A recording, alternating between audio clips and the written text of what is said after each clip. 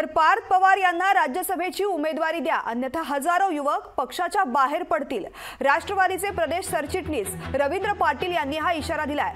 पार्थ पवार यांना राज्यसभेची उमेदवारी द्यावी यासाठी पक्षाच्या पदाधिकाऱ्यांकडून मागणी केली जात असून केवळ मागणी नव्हे तर राष्ट्रवादी काँग्रेस पक्षाचे प्रदेश सरचिटणीस रवींद्र पाटील यांनी थेट पक्षाला इशारा देत पार्थ पवार यांना उमेदवारी न दिल्यास हजारो युवक पक्षाबाहेर पडतील असा थेट इशारा दिलाय।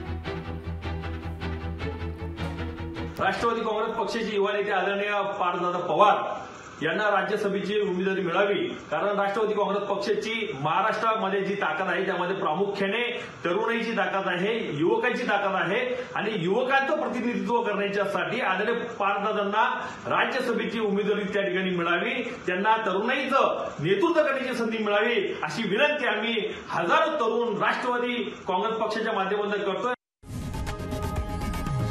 लोकशाही मराठी ऐका, पहा, जागरूक रहा।